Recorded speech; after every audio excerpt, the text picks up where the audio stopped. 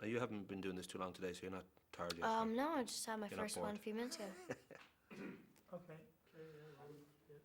I know that you just turned, I think, 13 on February 10th, Yeah. and here you are in probably one of the coolest movies that's going to come out this year, and yet legally you can't see it because I think it's 16 here, 15 in the UK or in the US.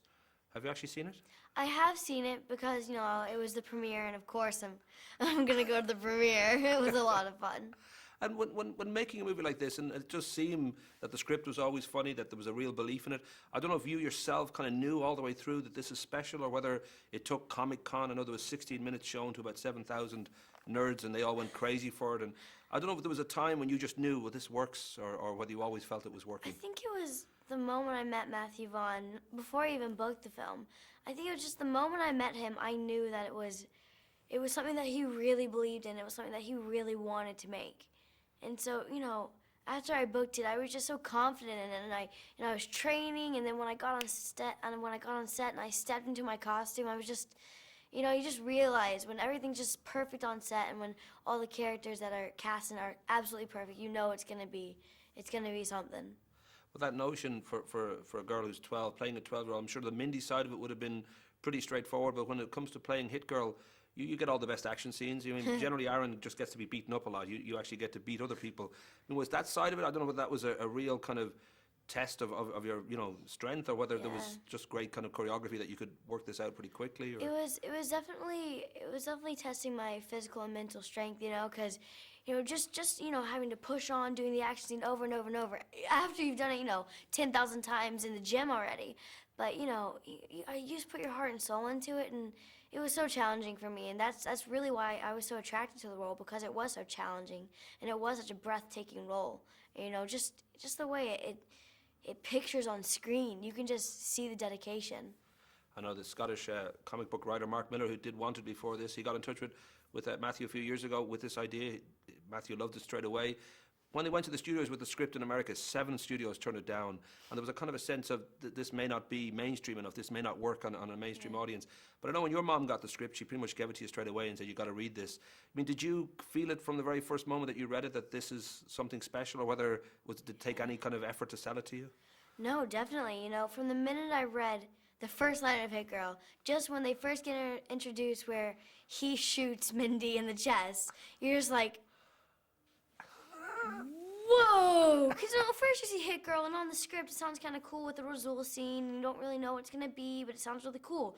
But then when you read it, it's like, oh, I'm using low velocity round sugar, and he shoots her. You're like, oh my, this is gonna be crazy. And so when I read it, I was just like, I have to be Hit Girl. Who wouldn't say that? It's such an amazing character. I assumed at the end of every day that somebody washed your mouth out with soap and water too. That notion that you had this ability to just deliver some wonderful lines that normally would be heard from somebody like Harvey Weinstein. Was that, I know you got the C word in one take, those sort of moments, I don't know whether you had any reluctance or whether this was just the fun of the movie. Of course you're going to go with these kind of Well, lines. yeah, because when I put on that wig and I put on that costume, I become Mindy Macready. I become Hit Girl. I'm not Chloe Moretz anymore.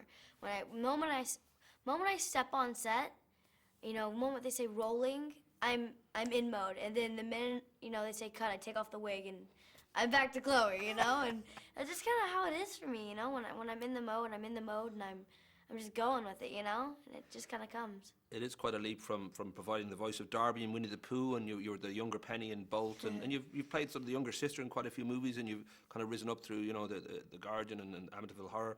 Does it feel like this is a major step up the food chain in Hollywood terms? Because here you are, a credible character, you're on the poster, you're sort of centre for me of the movie itself. Thank you. Have you felt that you've sort of moved up? There's a different kind of environment for you now when you go out there in Hollywood? Well, it's definitely a huge leap for me, from the child realm to the adult realm. But, doing all that, it just gave me, it was so amazing to work with everyone on everything I've ever done, because, the more you do, the more experience you get. And, I love it so much that no matter what I'm on, no matter what I'm doing, I always put my heart and soul into it. You're a busy woman. Diary of a Wimpy Kid just opened, and you're in that. That's open in the States and did very well. You've got Jack and the Beanstalk coming up, and I did that a while ago. When I was and Let younger. Me In, but they're coming out in the cinemas soon. I think Let Me In will be out as well this year, and there's also, you're doing a Peter Farrelly comedy, I think, with I did. some of the guys here. And Yeah. But that notion that you've got so much going on, I don't know whether it feels slightly vertigo-ish or whether you just don't have the time to stop and think about here you are, like a 13-year-old girl with 5 or 6 Nah. movies that have got all these sort of good potential to be hits. I don't know if it feels a bit vertigo-ish, a bit dizzying. No, when I'm not busy, I get so bored. You don't even realize it. I'm sitting at home and I'm homeschooled. And so I'm sitting at home and I'm doing my homework and I'm like, Mom, I'm so bored right now. Because I just, I love being on set. I love being with other actors. I love doing what I love, It's what I want to do for the rest of my life. And, I love, just hanging out with my friends too. But just being on set, it's so exhilarating and so fun for me. It's like playground. Well, I was going to say, I wonder where it came. I know your older brother, he's like 3.5 years older, Trevor Duke. He's an actor too, and I don't know if that was. He's my acting coach, yeah. All right. Was that sort of where it came from? I don't know whether your parents were kind of into this world, or what exactly sparked this in you to go this Well, route? my parents are actually medical, and so I grew up in Georgia in a small town, and so we were very not even oriented with the business. And then my brother got accepted to this performing arts high school, and we moved out there, and then I kind of hit off from there.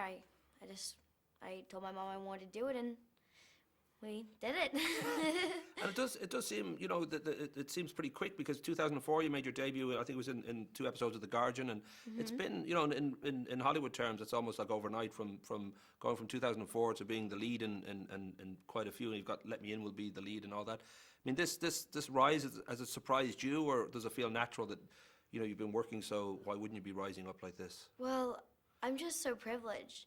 It just feels like yesterday when I was a little 6-year-old, trying not to look at the camera on my first thing I ever did, and it was just, I don't know, acting comes so naturally to me, it's really no different than a kid going out and wanting to be a soccer star or a football star, it's really no different. It's just something I love, and it's something I've always wanted to do, really. And, it came so naturally, and it was really funny.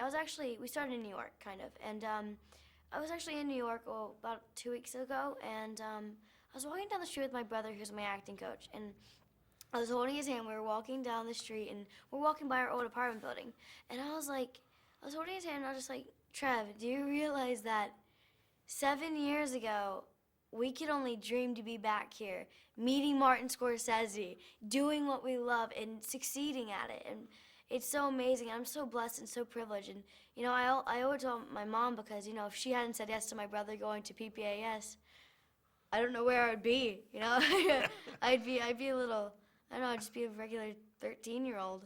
Well, you're doing a great job so far. So, yeah, Thank you. good luck with it. And thanks a million. Yeah, lovely to talk to you. Thank you. I was going to ask, actually, you prefer Chloe Grace as opposed to Chloe, right?